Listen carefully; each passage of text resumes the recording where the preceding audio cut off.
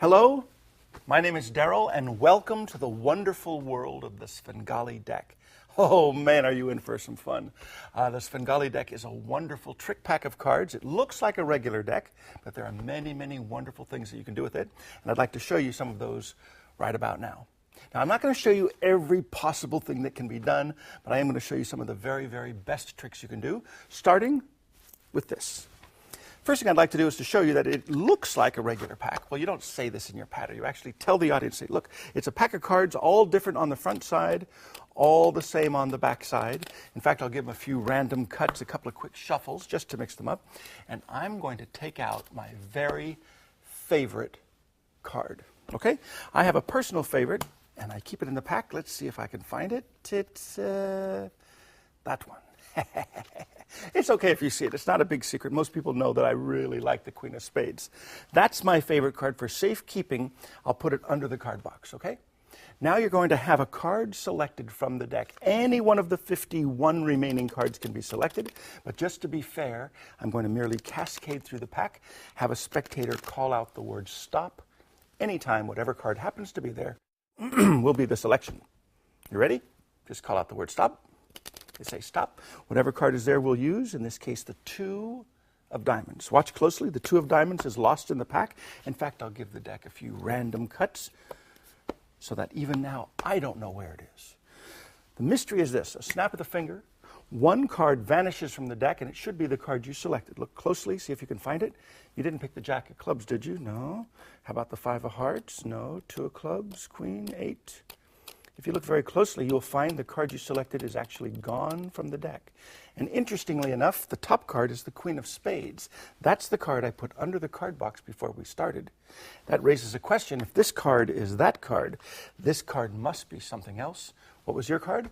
They tell you, 2 of diamonds, 2 of diamonds.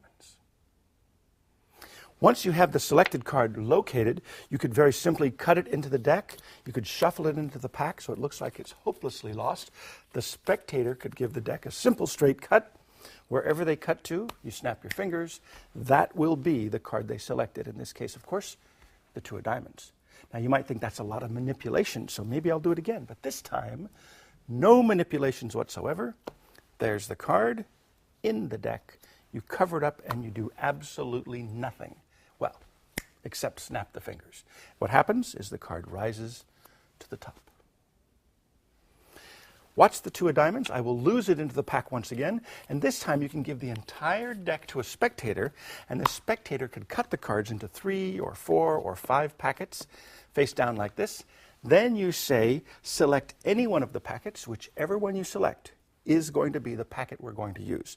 So the spectator has an unrestricted choice. They pick one. Let's say they pick this one. You say, that's the one we're going to use. Now, you could have picked this one. In that case, if you did, we would have had the 6 of diamonds. If you would have picked this packet, we would have had, in this case, the 4 of spades, or this pack over here. We would have ended up with the 9 of diamonds. Out of all the cards that you could have cut to, out of all the cards you could have selected, you picked this packet, this card. Sure enough, 2 of diamonds. You could also spell to this card, the 2 of diamonds. I will once again lose it in the pack.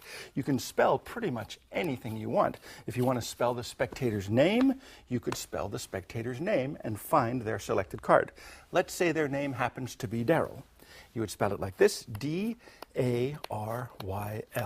Sure enough, their card, the 2 of diamonds. You could actually spell the name of the selected card. Let's say it's lost in the pack. You say, what was the name of your card? For the first time, they will tell you it's the 2 of diamonds. You say, watch closely. T-W-O-O-F-D-I-A-M-O-N-D-S.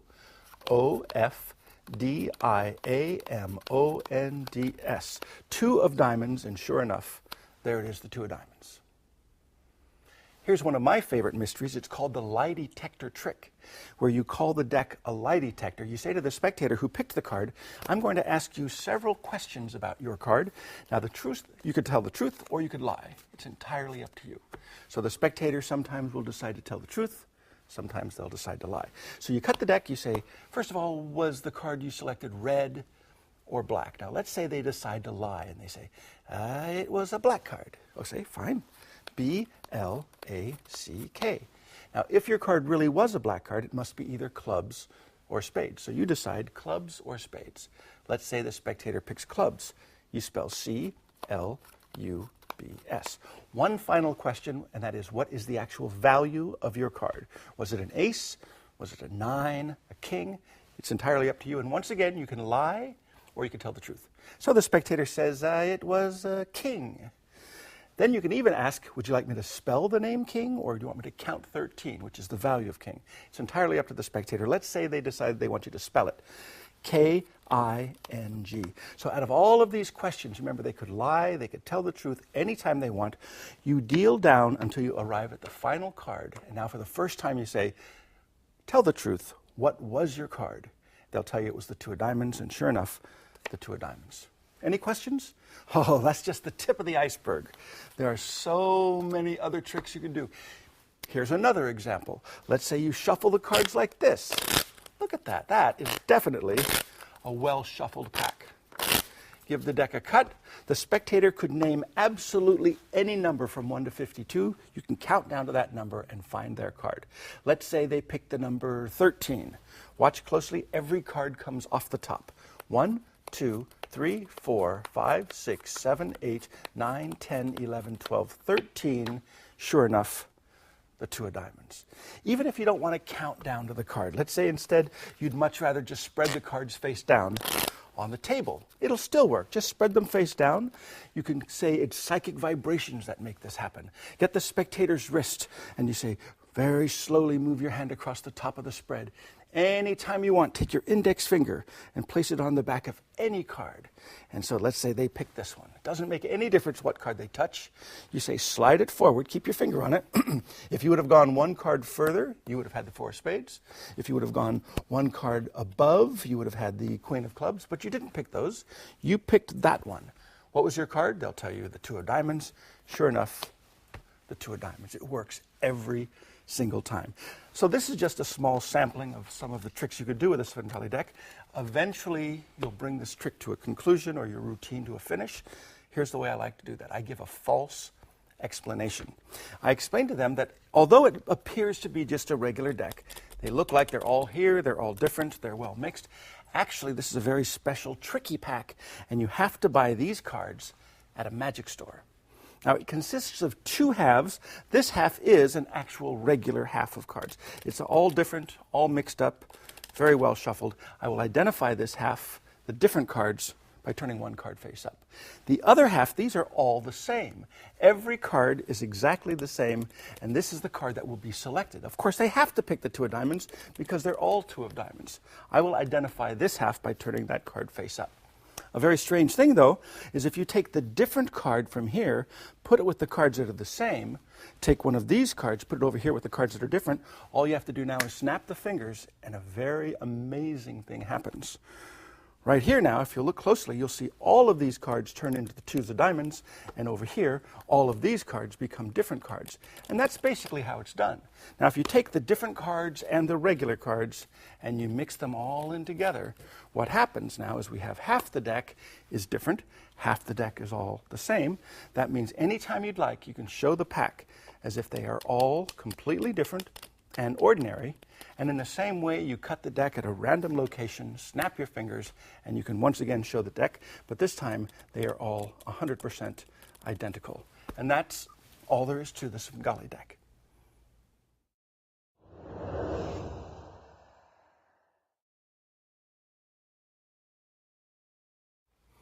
Well, let me give you a little bit of the history of the Svengali deck. It's been around for quite a long time. It's an amazing special deck. It was created by Burling Hull, and it was copyrighted as Cards Mysterious in the year 1909. Now, the term Svengali deck, this was a name that was coined by Leroy. He was a Boston magic dealer, and this was given later when the trick was actually stolen from Burling Hull.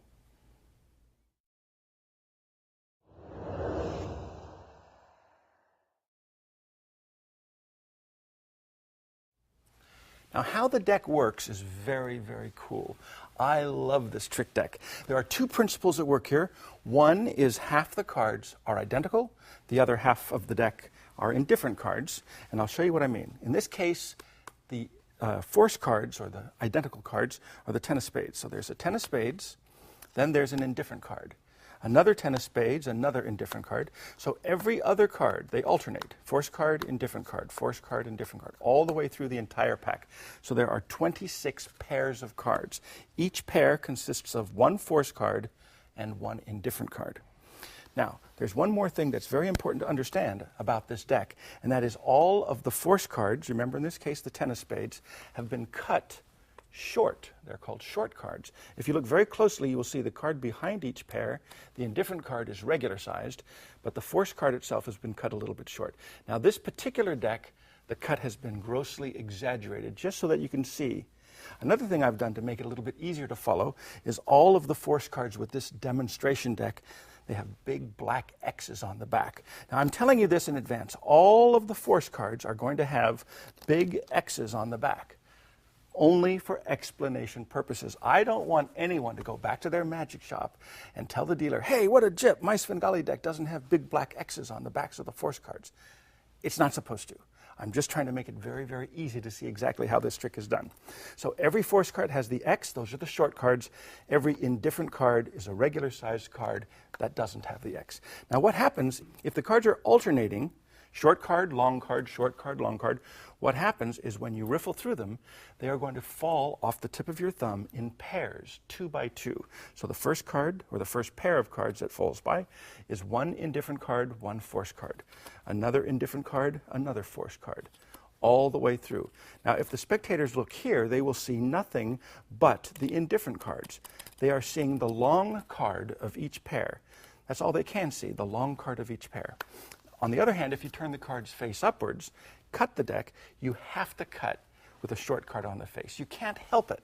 It's almost as if you had a stack of coins and you alternated small coin, big coin, small coin, big coin. You can cut that stack any place, and there would always be a small coin on the top of the stack because you have to pick up one of the bigger coins.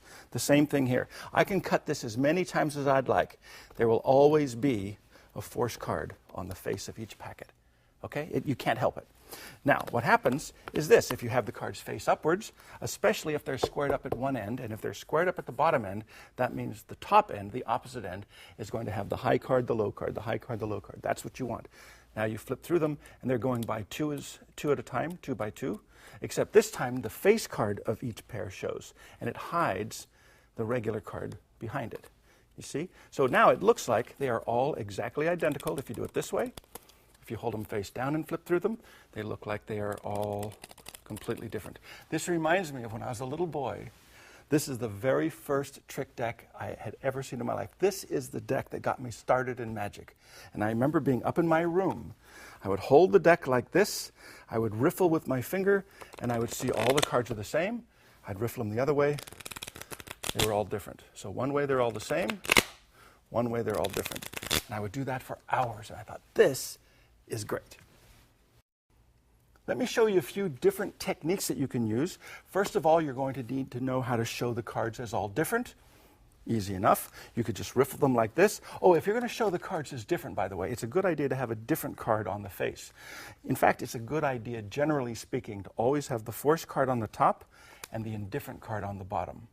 Always a good idea. Now, if you want to show them as all different, you just riffle them with the face towards the audience like this, and it looks like they are all different. Okay?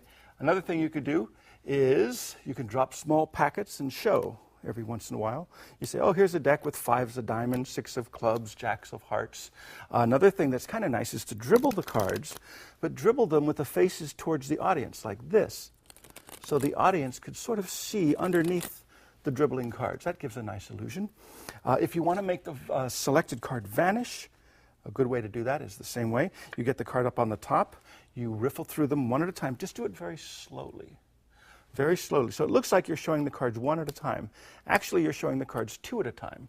But the force card, in this case the 10 of spades, will never show. All right? That's a nice thing to do. When you want to show the cards as all the same, you do the same as showing them as different, except you hold the cards face up and you cut the deck. Remember, if you hold the deck face up and you cut the deck any place, automatically a force card will be on the face of the pack. Hold the cards in this position in your right hand with your thumb on top, index finger curled on the face, fingers at the bottom. Your left hand, or your receiving hand, is sort of cradled It's like this. It's a cradle. So it's a cage. What you're going to do is to drop the cards into that cage, and you want to square them up. You do not want them to spread. So you kind of box them in as best you can. So that does a good job of keeping the cards pretty well squared as you're catching them in your left hand. So it looks like they are all the same if you do it this way. Another thing you can do is you could dribble them onto the table. That's kind of a nice way to show the cards. Dribble them as you make a little ribbon spread. That's a very convincing display. And here's a little something I like to call the pitchman's display. I've seen Svengali deck pitchmen at the fair that could do this type of thing, and it looks very convincing. They do a spread in their hand like this. This way, you could pick up the entire spread and face them directly to the audience like this. There is a sleight of hand technique in card magic called the double lift. It's a pretty difficult thing to do. The good news is, with a Svengali deck, it's virtually self-working. Now, for this particular demonstration, I don't think it would behoove me to use this exaggerated cut Svengali deck. The reason for that is what happens is you're going to pick up 2 cards instead of 1. Well, if this top card is cut exaggerated, it's very difficult to hold the 2 together unless you bend it almost in half. So let me use just the regular Svengali deck, where the cut, in fact, you can see the difference now. The cut is much finer. So what you do is you cut so that a force card's on the top, and you're not going to actually pick up the very top card. You're going to pick up the first long card, or the first regular-sized card. The short card, the force card, is going to go along for the ride. So you actually have 2 cards in your hands, and if they're bent, that helps hold them together. Okay? So that's what happens. So this is how you show an indifferent card, in this case the 8 of clubs. You put it on the table. A little bit later, that card will magically change into the force card. All right? So that is the double lift.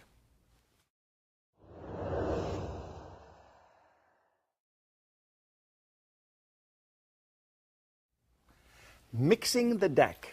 How can you mix these cards but still keep them in the proper order? Well, there's a lot of different ways to do that. As long as the cards stay in pairs, it's okay. All right? You can give it a straight, simple cut. That keeps them in pairs. You can do several cuts, 3 or 4 cuts. That keeps them in pairs. A straight cut can be done in the act of doing an overhand shuffle. Actually, that's just a straight, simple cut. If you do this pretty quickly, it could give the illusion that you're doing an overhand shuffle. If you want to add a little extra bonus, you could run cards singly, as long as you remember to run an odd number of cards. For example, 1 is an odd number, but that doesn't look very convincing. You could cut and run 3 cards. 1, 2, 3. Throw the rest on top. You can cut, run 5. 1, 2, 3, 4, 5. As long as you run singly any odd number of cards, that will keep the order in pairs. Okay? One of my favorite things is to let the spectator cut the deck into several different piles. Oh, when you start this, make sure you have a force card on the top. If you have a force card on the top, really they can cut 10 or 15 piles. It doesn't make any difference. They are always going to be together in pairs. There's an even number of cards in every group. It doesn't make any difference how they are reassembled. The cards will always stay together in pairs. My personal favorite shuffle, without the table, if you don't have a table, is what is called the Charlier shuffle. Now, this is a little confusing at first, but it's a great shuffle. It keeps the entire deck in what we call a cyclic order, which means it's nothing more than just a straight cut, which is allowed for the Svengali deck. Here's what you do. Hold the deck in your left hand, push a few cards off the top into your right hand, push a second group, but push those off the bottom from your left hand and put them on top of the cards in your right hand. Push over another group from the top of the cards in your left hand onto the bottom of the cards in the right hand. And you keep doing that, alternating from the bottom of the left pile to the top of the right pile, from the top of the left pile to the bottom of the right pile. It sounds more confusing than it is. Before you know it, you can just train yourself. You don't have to look. You do it entirely by feel. Here's something I think helps to remember how to do this shuffle. Wherever the cards come from in the left hand, they go to the opposite place in the right hand. So the first group is normal. You just push over a group of cards. The next group, and you alternate, one from the top, one from the bottom. One group from the top, one group from the bottom. So the first group came off the top, so the next group comes off the bottom. Well, because they're coming off the bottom from the left-hand packet, they go to the opposite place in the right hand. That would be on top. The next group comes off the top from here, so it goes onto the bottom here. From the bottom here to the top here, from the top here to the bottom there. Do you see what's happening? you're doing really nothing more than a straight, simple, complete cut. But without looking, without paying attention to what you're doing, this is a very convincing, random, kind of messy looking shuffle. I like this shuffle a lot. Probably the best shuffle that you can use on the Svengali deck is a standard in the hands riffle shuffle. Now, a lot of magicians don't even seem to know this, but you could riffle shuffle a Svengali deck, retain the order. Now, I didn't retain the actual order, so obviously every card is not in the exact same position it was in before I did the shuffle, but what I did do is I kept the cards together in pairs. The way this works is if you start with a force card on the top, which means you will have an indifferent card on the bottom, watch what happens. You're riffling the cards by in pairs, 2 at a time. You take about half the deck into the other hand. Now when you riffle shuffle the 2 halves together, watch what happens. I shuffle 2 cards, 2 cards. I can't help it. 2, 2, 2, 2. Even if you let 2 pairs of 2 go by, it's still okay. If I spread through them, you should be able to see there's 2 and 2 is 4, so that's 2 pairs. There's 2 pair, there's 2 pair, there's 2, 4, 6, 8, 10 or so. I mean, it doesn't matter. As long as each group is an even number of cards, that means the pairs have stayed together. So that's pretty nice that you can actually riffle shuffle the entire deck, and still you can go right into showing that they are all different, and you can cut a force card to the face and immediately show that they are all the same. That is a nice thing to know.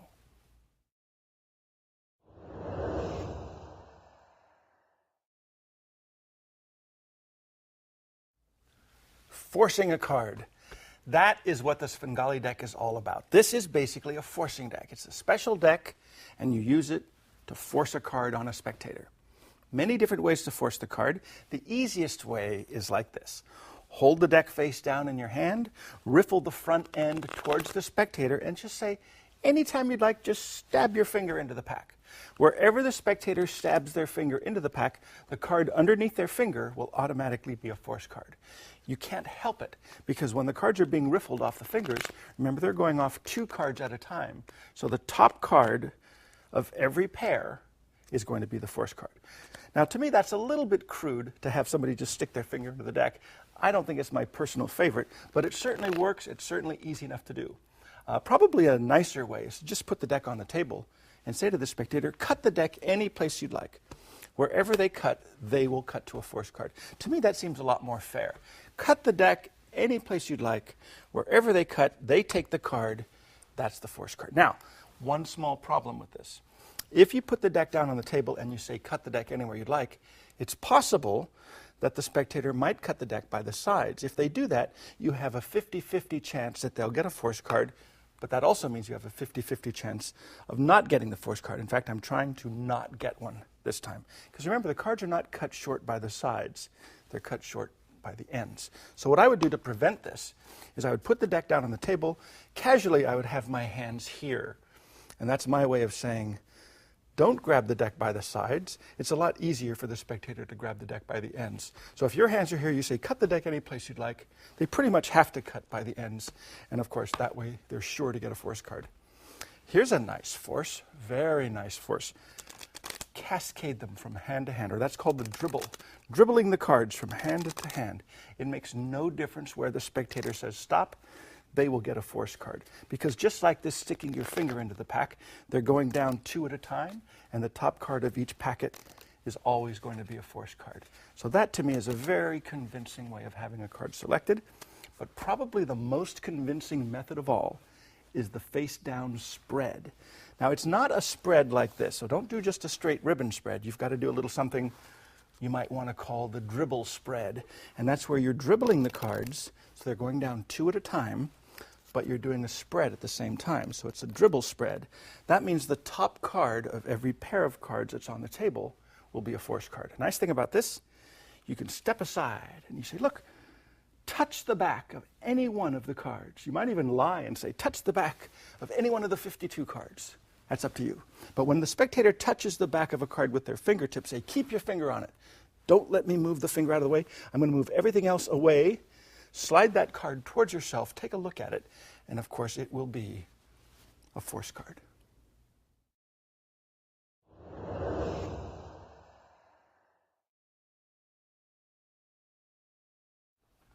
Revelations, that's what it's all about. It's one thing to have a card selected and put back in the deck, but the question is, how do you bring the trick to a successful conclusion?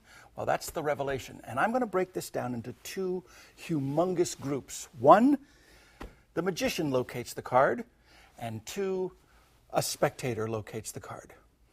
First, the magician. The easiest way to have the magician locate the card once it's lost in the pack is to just give the deck a simple straight cut, and boom, there it is.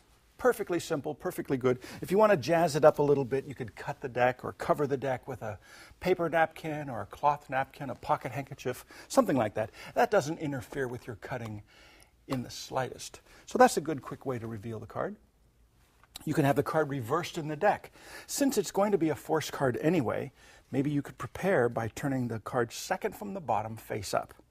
Then you could say to the spectator, I'm going to cascade through the cards. Anytime you'd like, call out the word stop. Now when you do this, don't start the cascade from the very bottom. That might reveal the reversed card. I would allow a few cards to remain in the left hand and then pick up the rest like this. So that way there's no chance of exposing that face-up card that's second from the bottom. Okay? So here's what you do. You say to a spectator, anytime you want, just call out the word stop. Take a look at your card. It will be the 10 of spades, of course. It has to be. And then you don't do anything. You just give it a couple of cuts. You do a little bit of magic, and you say a strange thing happens. The card you looked at magically twists itself from face down to face up. And as you spread through the deck, you show that their card is reversed. That's pretty quick and simple. Spelling is good. You can spell virtually anything. You can count down any number. A couple of quick examples is, let's say you happen to have some dice, either a pair of dice or 3 dice or even 1 die. If you don't happen to have dice, you can use imaginary dice. Say to the spectator, your card's lost in the deck. Take this imaginary pair of dice and roll them on the table. What number did you get? And let's say they roll it and the number 11 comes up. You say, all right, I'll count down 11. 1, 2, 3, 4, 5, 6, 7, 8, 9, 10, 11. Sure enough, there it is. If you don't have dice and you want to use something else, how about a borrowed coin? This is a perfectly good trick. You say, reach into your pocket, take out all of your change. Take out any coin you want, hold it in your hand, and I'm going to do something amazing. You do a little bit of magic, you cut the deck, and you say, it is done. The spectator looks at the date on the coin. You add all the numbers together. You count down that total number. There will be the card. Now, if you don't want to add the numbers together, you can still do the same trick, but instead of adding them, you say, what is the date? The spectator says, 1983. You say, okay, 19, that's 1, 9, 1, 2, 3, 4, 5, 6, 7, 8, 9, 1, 9, 8, 3, 8, 1, 2, 3, 4, 5, 6, 7, 8, and 3, 1, 2, 3. 1983, your coin, turn it over, there's your card. That's a pretty good way to do it. You don't even have to use any math. Spelling the spectator's name is good. If you get into the habit of always having the force card on the top, every odd card is a force card. Every even card is an indifferent card. So if they tell you their name, if their name happens to be Daryl, spells with 5 letters, you know that the 5th card, D-A-R-Y-L, will be the chosen card. If it happens to spell with 6 letters, it doesn't matter. The chosen card will always be the last card dealt, or it will be the top card of the deck. And now's a good time for me to give you a special tip. I've never seen this explained in any books, in any lecture notes, anywhere. And I like this because I don't like to have to think about details when I'm performing. I like to spend all my attention on the audience. So I don't keep track of whether the number is odd or even, or there's an odd number or even number of letters in the spectator's name.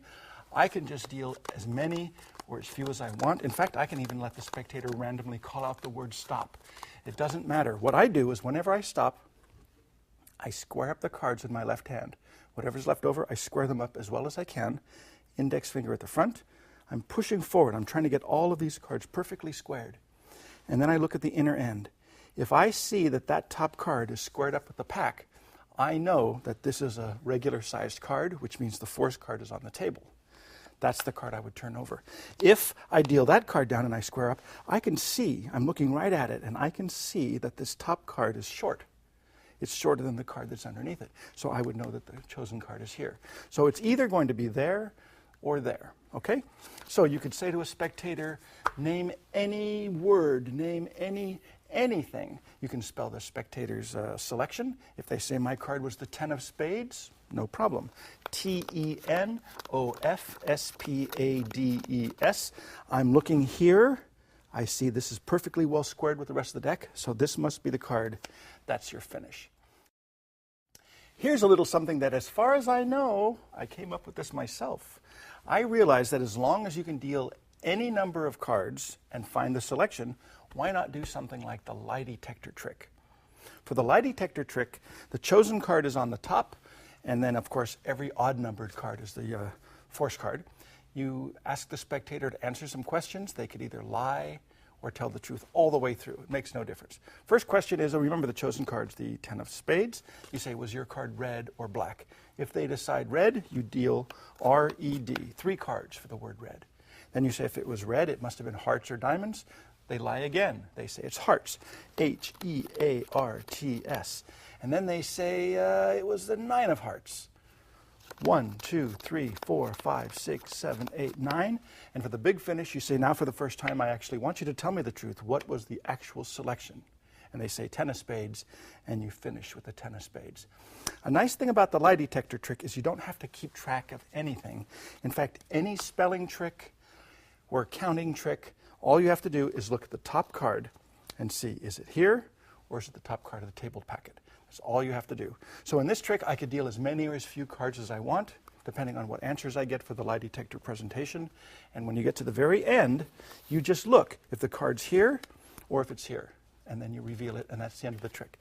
One more thing I'd like to add, and that is you can have a spectator name any number. A nice thing about this is you can cut the deck, shuffle the deck, the Charlier shuffle, riffle shuffle, it doesn't make any difference. Now that's a good effect. You just got finished shuffling the deck, you just let the spectator cut the deck anywhere, and then you step aside and you say, name any number from 1 to 52. Whatever number the spectator names, you say, you pick up the deck, you count down that number.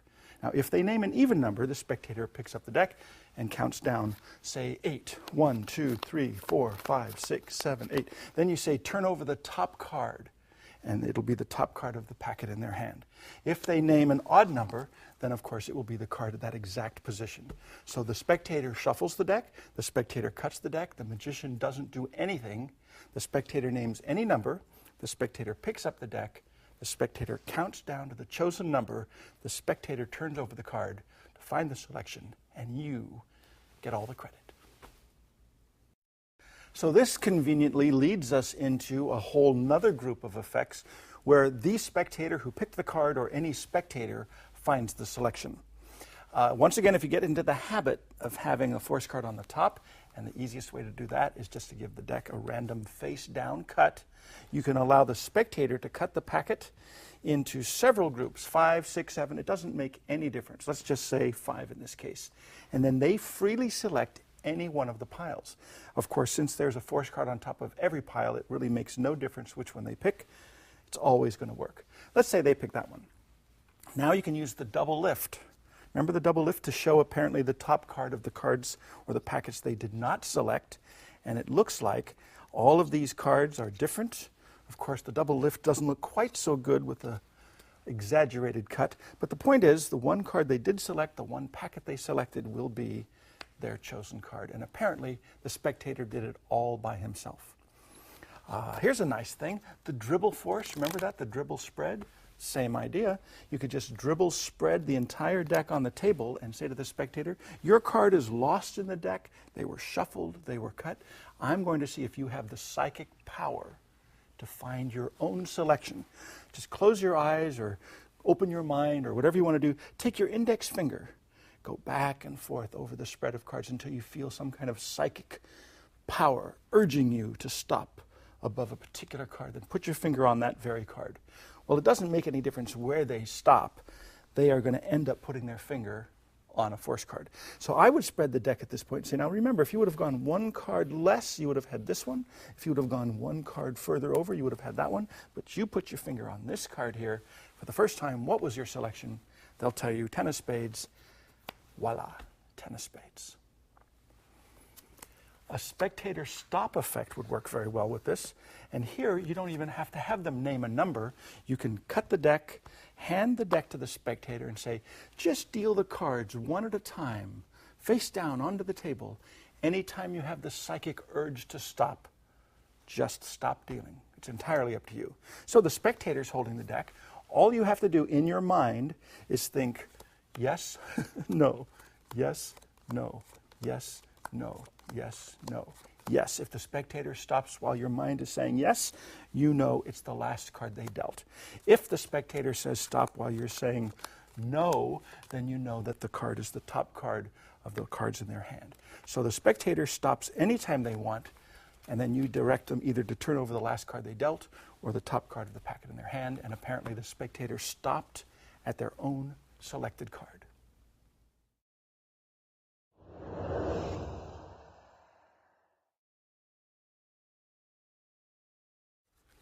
Now, mental magic is a whole other category.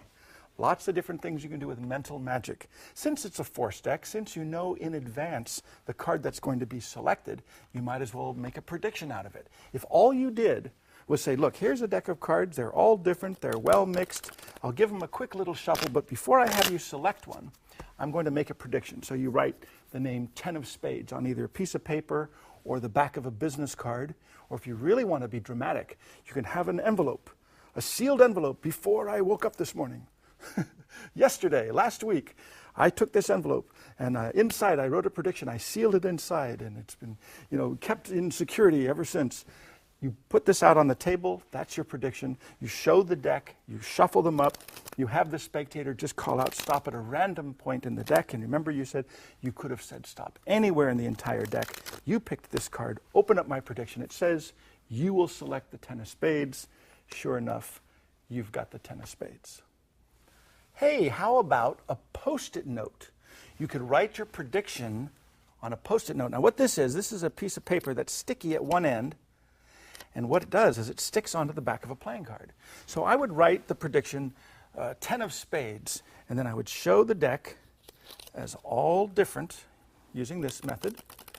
The spectator calls out stop at a random point. In fact, I would hand them the Post-it note and say, anytime you'd like, just call out stop and put that Post-it note right in. And so the spectator says stop, the spectator puts it in, and you cover it up. Now, so remember, the cards were shuffled, they were cut. I made my prediction in advance because I had a psychic vibration. You said stop anywhere in the pack. You could have said stop here, you could have said stop here, but you said stop at this card. It says 10 of spades, and sure enough, 10 of spades. In addition to using a Post-it note, you can use pretty much anything to write your prediction. Here's a good idea. How about you write your prediction on a business card? Now, one of the things about a business card is it's always nice to leave the spectator with the business card when you finish. I have found they have different brands of this. It's a glue stick, but it's removable glue. So you could basically turn your business card into a Post-it note. So you put the glue on one side or one end of your card. You write your prediction. You do the exact same trick again, where the spectator says stop anywhere in the pack. The nice thing about this is that you can stick it in and leave it sticking out about halfway, so there's no chance you can switch that card. Then you spread through the pack. You show that they could have said stop any place, but they said stop, and they put the business card on this card here, and sure enough, it's the 10 of spades. Now, I haven't found any yet, but I'm sure someplace you should be able to find a permanent glue. I think this would be a great trick to do with some type of permanent glue. So you stick this onto the back of the card, and then you end up giving the spectator their card that they selected and your business card with the prediction written on it, and it's permanently attached. So that would make a very nice souvenir item. Speaking of predictions, I remember reading in an old magic book, probably Close-Up Magic by Louis Ganson, and I guess this was back in the 70s, and it was a great new thing to have these little miniature tape recorders. It said you could tape record a prediction. Well, nowadays, I don't suppose you want to carry around one of these miniature tape recorders, but you can use an iPod or something like that and record your prediction. Or a cell phone. How about a prediction as a photograph on a cell phone? I mean, you could just bring out a photograph and that's your prediction, but why not update it a little bit? Use a cell phone. In fact, what you could do is you could text a photograph of a playing card to a friend and say, don't open it I'm just going to text you something that we're going to use later, but don't open it. So you text a photograph of a 10 of spades. Then you do all this stuff to show the deck perfectly ordinary. You shuffle the cards, you cut the cards, you let the spectator cut the cards, and then you have one card selected in the fairest way, oh, say from the dribble spread, and then they open up the prediction on the cell phone, and sure enough, it matches 100%. That's a great trick. Now, if you don't have a fancy pants cell phone and you don't have an iPod, you don't have a prediction that you can write down in advance that you put on a business card or a Post-it note, if all else fails, you can always rely on just reading the spectator's mind. As long as the spectator is convinced that they had an unrestricted choice of 52 different cards, and you tell them what card they selected, that is a good effect. So I would show the deck as all different. I would shuffle the cards legitimately, apparently. I would have the card selected, say, just reach in there while my back is turned. Touch the back of any card, slide it out, look at it, and then put it in your pocket or hide it under your hands. And your back is turned, so apparently you don't see any of this going on. You say, now look at the card, concentrate. Concentrate, I'm going to try to read your mind. And then just milk it for all it's worth. It's a black card. It's a spade, and it's a very high spade, but it's not a court card. And then just eventually get to the 10 of spades, and apparently you have read the spectator's mind.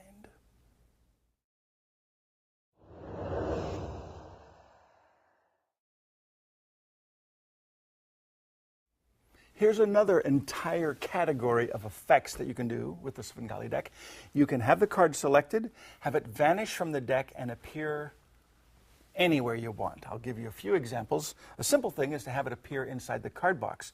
Now remember, how to show that the card has vanished is after the card has been forced, you show the cards this way so that it looks like all of the cards are different. Go through as slowly as you can and have the spectator look for their card, and of course they won't see it. And then you say that's because it's vanished from the deck and it landed inside of the card box. In this case, you just have an extra card in there from the very beginning. Here's a little tip, and this is something I like to use. I always tear off these little side flaps on my card box. I never use them, they just seem to get in the way. I would put a duplicate of the force card inside of the box to begin with, and then I would tuck the flap inside like this. Once the flap is inside the box, then I put the deck inside this way. That's how I like to have the deck in the card box. Because now you can start by just taking the deck out of the box, leave the box on the table, and already you've got the 10 of spades inside. So that's a quick and easy way to get the card there. If you don't want to use your card box for some reason, you could certainly have a duplicate of the force card underneath your close-up mat if you're performing on a close-up mat. Some people use Himber wallets. That's a perfectly good thing to do. For those of you who do not know, a Himber wallet is a very special, tricky wallet that has two compartments. One here and one here. Oh! So this way you could start by showing that your wallet is completely empty. You have the card selected from the deck, forced of course. It vanishes from the pack. It's not in your hands. It's not up your sleeves. And you open this up, and where it was empty, boom, now you've got the card inside. And there it is. Another version of the Himber wallet is a Shogun wallet. This is a pretty clever idea. I have it right here. It's the same idea of a Himber wallet, but there's two sections, but it's the billfold section. So you could put something inside here, but then you open this side and you show that there's nothing inside. Just go to your favorite magic shop and say, do you have any type of Himber wallet or wallet that you can show empty and then later produce something like a playing card from inside? So you can show that it's empty. It looks completely empty. Close it up, leave it on the table, have a card selected, make the card disappear. Once it's gone, you reach back into your wallet, and inside you now have the selected card.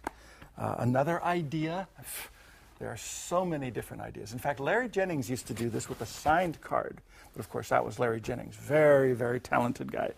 You could very easily put a playing card inside of any type of bottle, a glass bottle or a plastic bottle, make the card vanish from the deck and appear inside.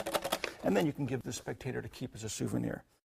Of course, in advance, you take a duplicate of the force card, you roll it up, you put it through the mouth of the bottle, let it unroll, and then put the cap back on, and there you have it, vanished from the deck into a bottle.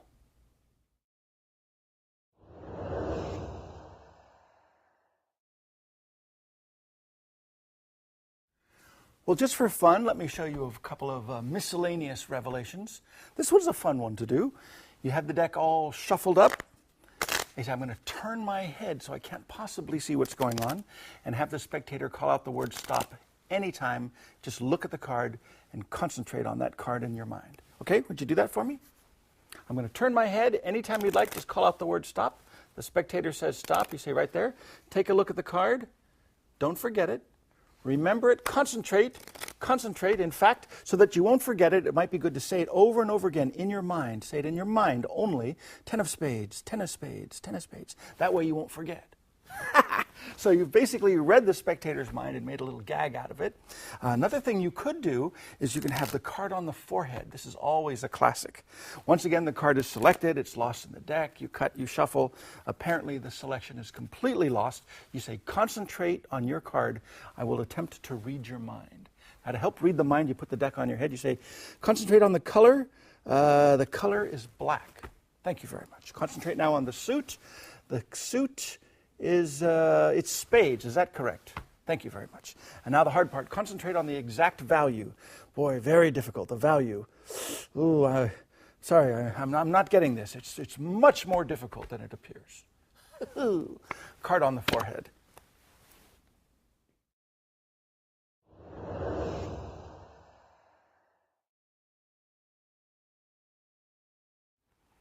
The ambitious card is a classic in magic.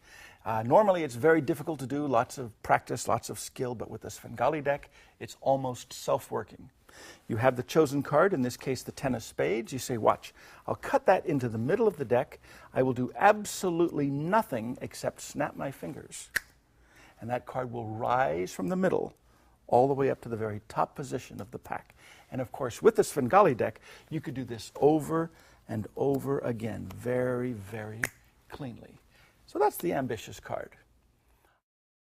I like to demonstrate pure skill. This way you get credit for a lot more than you actually put into the effect. You could have a card selected, in this case, of course, the 10 of spades. I would say to the spectator, don't look at it. Just take the card out and put it in your pocket or cover it up with your hands.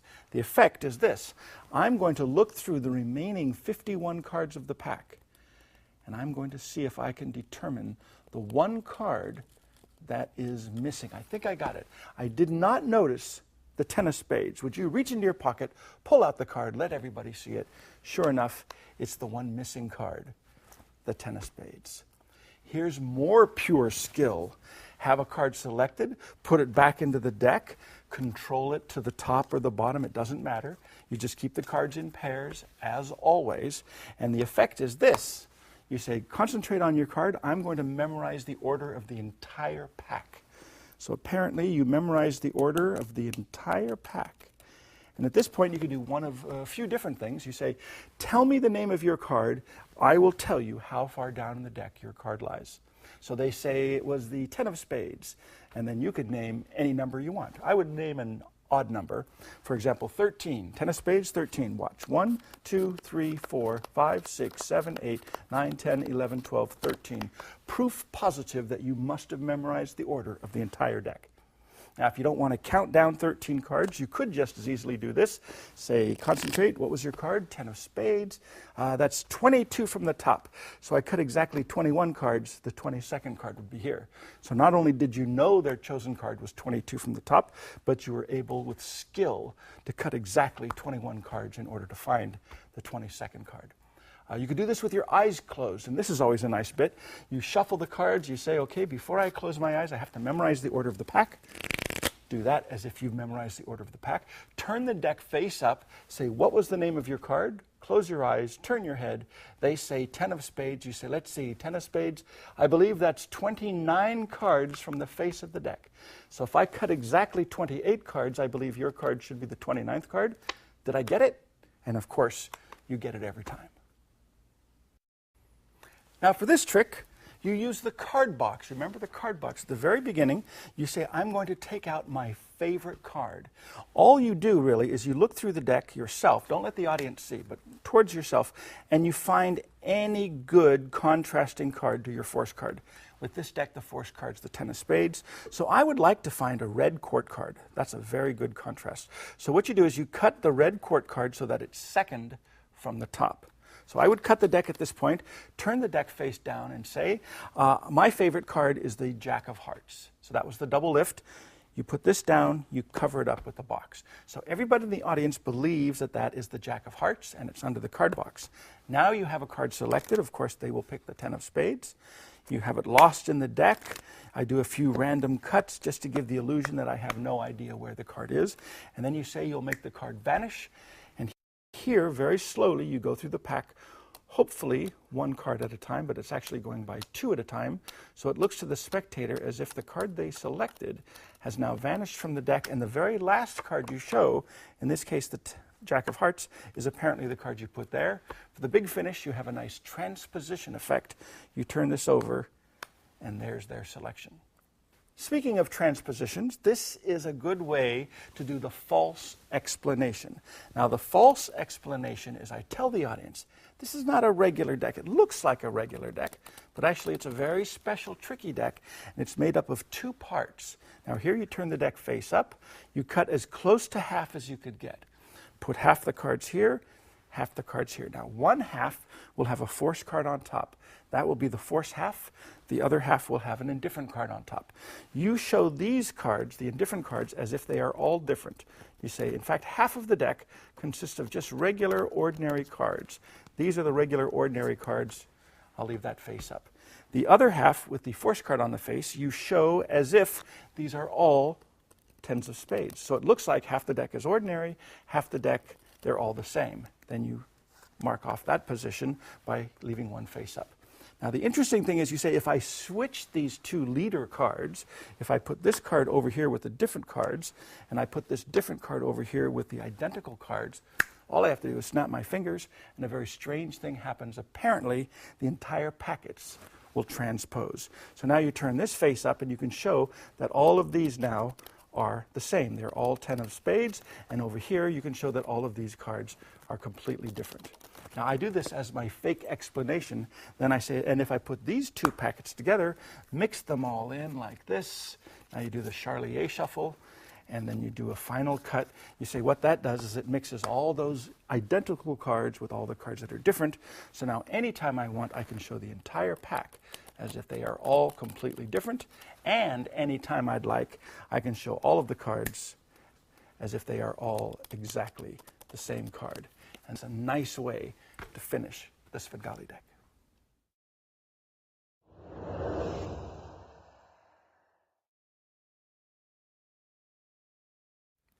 There's only one small problem with the Svengali deck, and that is it's a trick deck of cards. So when you do your routine, you don't exactly finish clean.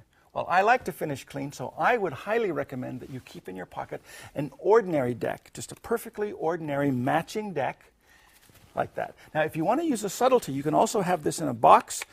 You can have a little price tag. This is a good thing. Put a price tag, say $2.99. That implies that the deck costs $2.99, so it's an ordinary pack. And put it sort of in a diagonal position or someplace a little bit unique.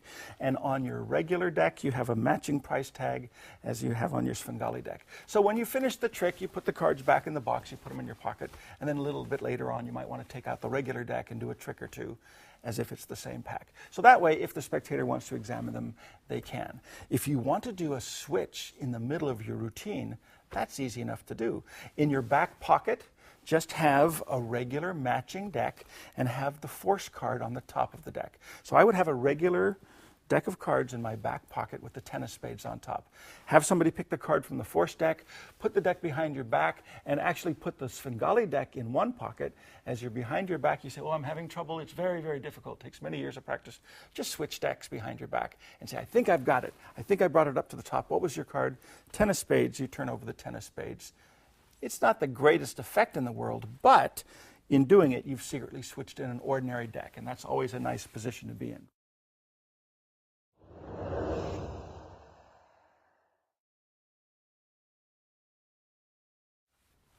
I wrote the instructions to this trick, and I thought it would be a very good idea to finish clean, but without having to switch the pack. Here's what I came up with. It's a great idea. I hope you like it. In fact, you might want to think about this. How can you hand out the Svengali deck for complete examination and not give away the secret to the trick? Well, here's what I came up with. First, you have the card selected. As always, it will be the force card. As always, it's apparently lost in the deck, but you know that every other card is the force card. So what I would do is I say, if I find your card, that would be a pretty good trick. But I think it would be better if somehow you were able to find your own card. Well, I'm going to help you out. First of all, let me deal the deck into two piles like this. And I'm going to have you select one of the two piles. It's entirely up to you. Now, all the time while we're doing this, I want you to concentrate in your mind on the name of the card that you selected. Now, you're the only one that knows your card, so I want you to not move your lips. I don't want you to write it down. I don't want you to whisper it to anybody, but just in your mind, concentrate on your card. Now, here's two piles. I'd like you to pick any pile you like. And let's say they pick this one. You say, all right, that's the pile we're going to use. So what you're saying is that you think that somewhere in this pile is the card you selected. Now, I don't know which one it is. You're the only one that knows. So what I want you to do is to concentrate on your card, take your index finger, go across the tops of the cards. Anytime you'd like, just stop anywhere. Whatever card you stop at will be your card. That's a pretty bold statement. Well, the spectator tries it. They stop at a card. They put their finger on it. Now you say for the first time, what was the card that you were thinking of in your mind? And they will tell you the 10 of spades. Say, turn it over yourself. Boom, 10 of spades. Thank you, and good night. Now that's a great trick. Then you take the audience into your confidence. You say, well, I know that you're not a professional magician, and I didn't really want you to look bad in front of all your friends. So if you don't mind, I took the liberty of helping you out a little bit. I didn't want you to miss. So I used a little bit of magic, and I made all of the cards change into your card. Thank you. Thank you very much. You may examine everything, and you walk away clean. It works. It works very well. They can examine everything. They say, wow, look at these cards. They really did change into the 10 of spades. Of course, what they don't realize is they were 10s of spades from the very beginning. Here's what you do. You force the card in any one of a number of different ways. You keep the cards in pairs. So make sure whatever shuffles that you use will keep the cards in pairs. When you deal them back and forth, alternating, one pile will consist of all force cards, of course. One pile will consist of all indifferent cards or non-force cards. Now you use a little something called the magician's choice. You are going to end up using this packet that consists of all force cards. But you give the spectator a choice. But you don't say what their choice means until after they make it. That's the subtlety. So I say two packets of cards. If they pick this one, the force card packet, you say, in other words, you're telling me that you think your card is somewhere in that half of the deck. That's how you interpret their selection. If they pick the other packet, you say, okay, pick any packet you want, whichever one you pick. This one, all right, this is one we're going to eliminate. In fact, I'm going to get rid of it. In fact, I'll even turn them face up like this so that they won't even be in the way. Whatever cards remain, I'm going to have you take any card from that packet, and believe it or not, it will be the card you selected. So that's called the magician's choice because you decide how you are going to use whichever packet they select or not select. If they pick the card that has it, you use it. If they pick the packet that doesn't have it, you eliminate it. So they pick one of the cards, and then they find their selection. That's a great effect. Then, as a little extra, I say, well, you know, I'm a nice guy, and you're a nice guy, and I didn't want to take the chance that you might have missed. So I hope you don't mind, but I took the liberty of magically changing all of the cards to match your selection. This way you couldn't possibly miss. And that way everybody's happy, and you finish clean, and that's what I have to say to you about the Svengali deck. I hope you have a lot of fun. I hope you enjoy using this pack. This is the tip of the iceberg. This just gives you a hint. Some of the tricks you can do. Use your imagination, and you'll come up with many, many fine tricks of your own. Thank you for your kind attention.